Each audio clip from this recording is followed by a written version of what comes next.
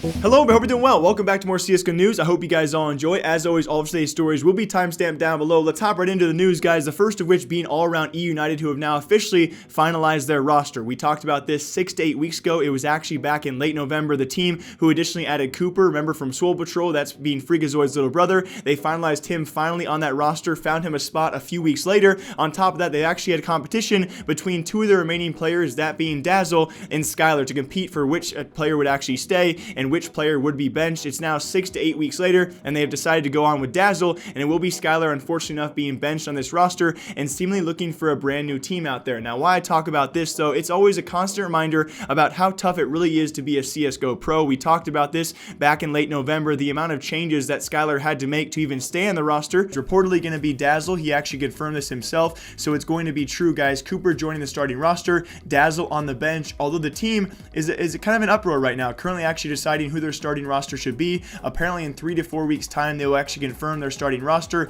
It will likely either be dazzLe or Skyler. Skyler will be going under some role changes, guys. They're going to be trialing him through different roles on that squad. It'll be either him or dazzLe actually taking the bench if they do perform. And it was quite obvious also by his recent tweet longer, I'll link down below for all of you, the amount of role swaps this guy had to actually do just to stay on the team. It's quite kind of sad to see, really, a guy like this go, a very versatile player who had to cut throat a lot of different roles in this team to compete with these guys, and 6 to 8 weeks later he has now been cut from the roster, pretty much now seeking further offers from other teams out there. He has been benched for the time being and replaced by dazzLe on eUnited's final roster, which will be their roster presumably for our next major. So again, it's always some sad news out there. It's really tough to see a lot of players like this have to go through these struggles both emotionally as well as mentally, because again, it's a cutthroat environment. You know, only the best can stay, and unfortunately enough, it will be dazzLe on that roster. Of course, congrats to the guy, but it will be Skyler benched as well, looking for other offers. I really do hope the best for this guy and hope he actually finds another team out there. But also, most importantly, guys, in today's news, potentially leaked Chinese skins. Not really leaked, because it was actually Perfect World who's actually been holding a skin competition, which seems a bit obvious. It might be for a brand new case coming to CSGO. We've talked about this in my last 2 videos. This will likely be the final one as I show off to all of you guys what the Chinese skins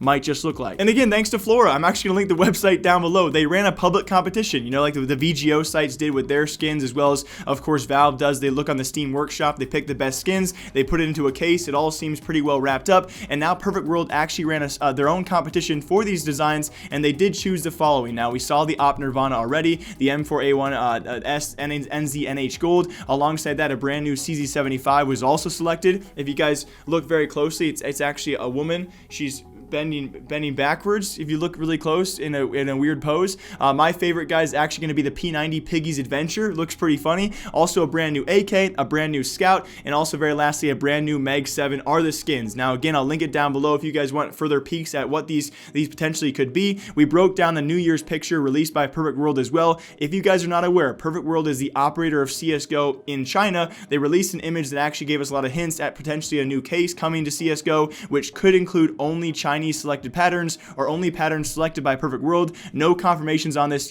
quite yet, but it does seem to have a chance at being true, especially now they've actually ran their own skin competition and selected these 6 or 7 skins to go forward. Will we see these skins in the next CSGO case? It is not proven, it's not confirmed, but it does seem to have a chance to be true. And also in CSGO news, we talked about yesterday at the end of the episode, I talked to you guys about Flash Gaming being disbanded. Their owner, that being Endy, actually came out in a translated Reddit post. I'll link down below. Thanks a bunch to the guy who actually translated his entire Weibo post, guys, because it was a long one out there. Kind of give you guys a TLDR as well. You guys can read the translated post down below. It gave a lot of insight into the CSGO scene in China and a lot of the corruption going on we already knew about. So this will be Endy, the former Flash Gaming owner, because they have disbanded and his time in professional CSGO does seem to be coming to an end, and it's very unfortunate after reading what this guy went through. Actually, a quick TLDR, in his past, he actually wanted to be a pro player himself. He soon realized he was too old for that and then actually invested himself into the Chinese CSGO scene, eventually picking up people like Tacker and Summer, the guys he actually gave away later on, he became close friends with.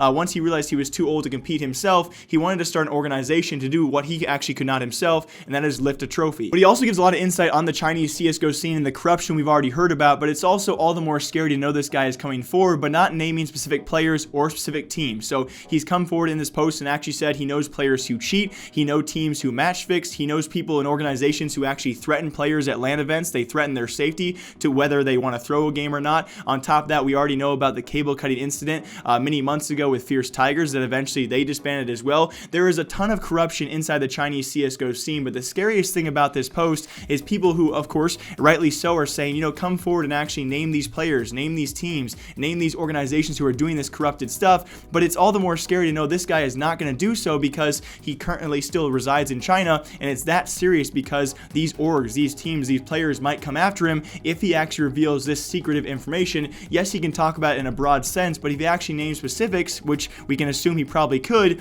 he's probably going to face the threats himself. So that's what all the more scary it really is. Alongside that, he ends his post by saying a couple of things. The dip in Chinese LAN tournaments is because of this. There's been so much corruption and safety issues. That is why there used to be LAN events on the daily in China, and now this year and throughout 2019, there will be severe drop-off in those numbers of tournaments because there's too much corruption, and the safety issues for these players are causing teams to just not even want to enter the CSGO scene. And also, very lastly, and pretty touching as well, he does also confirm in this image that he actually let Attacker and Summer go to dazzLe for free. He could have made a pretty good chunk of change off those players if he decided to sell them before ending his own team, but he gave them away for absolutely nothing. No payment was actually needed, in the hope that dazzLe would be their future home and best for their safety against all of those threats. So it was a very touching thing to hear, but also, like the first story about Skyler, it shows you the tough times that people face in the CSGO scene and what this guy has faced. His dreams have literally crumbled before him, and he gives his players away for free, and it really just shows you the sheer corruption in China is not going away anytime soon, and it's certainly still a huge issue. But also, very lastly in CSGO news, I will see you guys back here Monday. It will be Bravado Gaming, guys. Their fundraiser is still going on. It will still be linked down below. Thank you to all of you guys who continue to donate, whether it's $1, whether it's $10, no matter how much you guys give, anything does count. We are now over $8,000 raised for that fundraiser of the $30,000 goal to keep Bravado in North America for the next 2 to 3 months, besides going back to South Africa where there's way less LAN events, way less practice for these guys to actually do and get better as a team and an organization over there. We've actually had several pro players give money, guys. There's a long laundry list of players who have tweeted out about this, the most recent one being Apex. Apparently, once he's home, he'll stream for these guys and give all the donations to this fundraiser. Very importantly as well, it's actually Fallen tweeting out a couple times for this team and saying in the final stretch he will help them out as well. Do I think they'll hit their goal? It's been slow but sure, and I really do think that eventually we're gonna have some big donors out there for this. So if you guys want to give, I will link it down below for all of you guys. $30,000 to keep this team in North America, keep them practicing, and of course keep them in CSGO and keep them active as well. But I hope you guys all enjoy it. My name is Jake. If you guys did, leave a comment down below. What was your favorite part? What was your favorite skin inside the Chinese CSGO scene? If that would be really cool if Perfect World runs a competition to get all these skins, and then it's just as simple as, hey, they're in the next case. I honestly have no idea what I'm saying right now. I'm gonna go. I'll see you guys back here Monday. Hope you all have a great weekend, and I will too. Bye.